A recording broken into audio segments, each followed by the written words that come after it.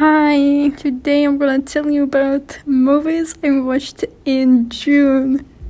Insane! Poggers! Maybe it's not that interesting, okay? Well, hope you enjoy. Interesting choice to make film just in black and white. That way you really focus on things about characters and story, not the surroundings.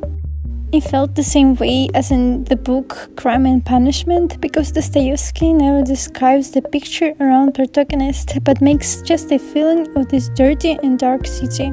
I was actually surprised, but it made me cry in the end, just processing all the answers kids on radio had to say. And for me it was the right timing to see teenagers like me figure out some stuff and making it is a complete opinion. This made this movie unique to me. Also, the chemistry between Johnny and Jesse was interesting because you can see how along their journey they learn this new stuff about themselves. This film really shows how to live in a moment and struggle through all your emotions. I'm not fine! Yeah. And that is a totally reasonable response. Somehow I got 3 good movies in a row, and second was Moonlight. The best thing I can say about this movie is how it's sensible without any words. You can look in main character's eyes and just read from them what he's thinking. Why does he get this dream, or why does he stand up again and again just to be beaten again? And you realizing it by actions, you know why it's happening. It also seen in camera work because it is incredible. Transition from 3 acts in the movie is exactly what I imagine if I want to make my videos as a movie. And spoken words and camera work is what makes it so intense. Of course I was sitting thinking, oh yeah, he's gonna do that. But the silence makes it more of a question for, is he gonna do that? You put all these things together and get a perfect film to watch. Can't say anything else, it was enjoyable to watch. Mostly quiet movie to dive into tragic life of a person who accepts their faith. Alright, I admit I just heard from my friend how good this movie is, and after I started watching more movies, I had to see this one. Story about 2 lovers who were chasing different dreams. This is actually how I see US life, because people there are just so focused on their goals, how to make self-life better, and it feels like there is just no point to find someone because they also want to be successful in something. I heard this quote one time: we make money to live, and you live to make money. And it mostly describes what I mean about US life. I'm not saying it about whole nation, it's just what movie represents. Music was good, I really enjoyed the vibe of this silly love story. It's a good musical.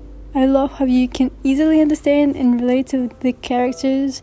Incredible performance by Ryan Gosling, and Emma Stone got me shivering. I really like this movie and I will watch it someday to remember something that this movie taught me. Also, I didn't watch The Red Balloon, but I saw a reference which I found very cool. What you mean is, you're fired. Bro, this was embarrassing. As for me, this movie didn't make any sense. Characters were really annoying, jokes not funny, plot set out bad, and editing also bad. This film looked like a mess, and I didn't understand was it a comedy or a very deep philosophical movie. But look, there is Leonardo DiCaprio and Timothy and Ariana Grande and Melanie Linsky, and all in one film. Yuppie! This was the first film by Tarkovsky I watched. I heard about him in one song and I looked him up.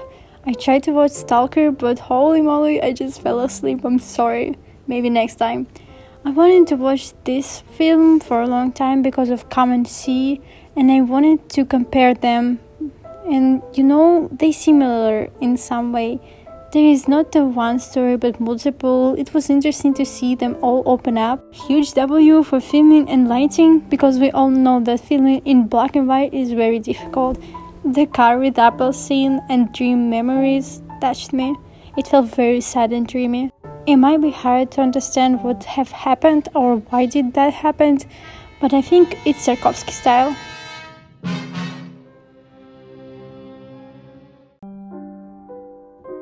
This is the most entertaining film I've watched so far. One of the reasons why I started to watch movies more is to increase my focusing time. The story was so interesting even though it's not my type of a movie, so I was watching it, sticking to the screen more than 1 hour. I like characters development. Hannibal was so mysterious and it was funny looking what his next step will be. I didn't feel like story ended very well, but still not very classical horror movie.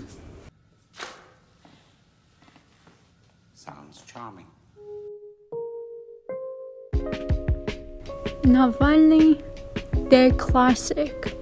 There is not so much documentaries filmed that year, so I'm not surprised why this film won the Oscar. It wasn't something mind-blowing, but man, I miss this innocent guy. I had to watch it to remind myself where Russia is really going, and after moves like that from the government, it seems we all knew where it's going. It's heartbreaking. With all my hope, I recommend to watch this film to understand something about Russia, and I'm in desperate needs for people to know this. I don't think I can scale how this documentary is good in movie terms. Some people say it felt more like a thriller, but what can I say? Russia! We get a lot of videos like that on Navalny's channel, so I didn't feel like I'm watching something new specifically about Navalny. Hell yeah, yes. I watched it on a big screen and only one time, and I'm definitely watching it again to look through all cuts. It was so much that by only one time watching, you cannot possess everything. I think everyone talk about it, and I'm mostly agreeing with Schaffrillas Productions, so I recommend to watch his vid. What I think of it in compared with the first part too, especially with the better writing than mine, lol W. I'm amazed by new style of animation by Sony, and I hope the next part will be as good as this one. I really do, because how can you make it 1 year? I rely on this animation studio and I'm praying for them for real. New characters were very inspiring in style, choice too, like this old collage from newspapers or this very busy town with high titles. Gwen Universe looked like a complete painting, which I appreciate a lot. And I was blown away when I saw her scene with her dad. I'm definitely using it for future artworks. 5 out of 5, no words. This was fantastic. I'm even more into Spider-Man now. Supposed to go. Nah. I'm gonna do my own thing. All stations, stop Spider-Man. After watching Spider-Man movie, I had to take 2 days to refresh everything I saw and what I missed. But after came a comedy movie, I didn't feel like it starts very well, because the only one backstory we get is that main characters are smart and they never broke any rule. Some aspects also felt off, like why wouldn't you tell your best friend what you just witnessed so she won't get in the same situation. It was really cool to see Minnie Feldstein performing here, because it was a second movie for me with her in it. Unfortunately, I did not like writing and how messy film looked. There we go. Yeah, Sante, you stay, honey. Yeah. Let's all say this film felt like Wes Anderson directed, because of the similar shots and looking through your eyes characters, as there wasn't much of a dialogue and more of a feeling sharing between them. Film shot in different type of frame. I noticed it very early in the film, and I thought it was really neat to fit colorful shots in small picture. It felt really beautiful. I adore editing. Overall, it's a silly story, but chemistry between friends is really shown. At this movie, music feels really cozy but mysterious at the same time, as much as this house looks like. And it was so cool. I like it. The soundtrack is something that adds to this movie a lot and makes it a lot more special. His grandpa built it. He was the first black man in San Francisco. I think we can all agree on how visually amazing this movie looked. I watched video behind the scenes of this movie and how they set up these huge machines and hallways. I cannot compare this film to the original book because I didn't read it, but I hope it's mostly accurate. I know Dune aims more for teenage audience, and it does look like it, but I'm glad to see something made with effort and high detail to backgrounds and sound and music. It didn't look surreal, but definitely something new. The story made me think a bit because I was confused what is even happening, but I don't mind to dive deeper and learn more about it. I was downloading movies just to watch it on my way to Europe, and I didn't want something weird to come up, so I watched the Addams Family animation on my plane, and it was terrible. Not only design characters, but animation too.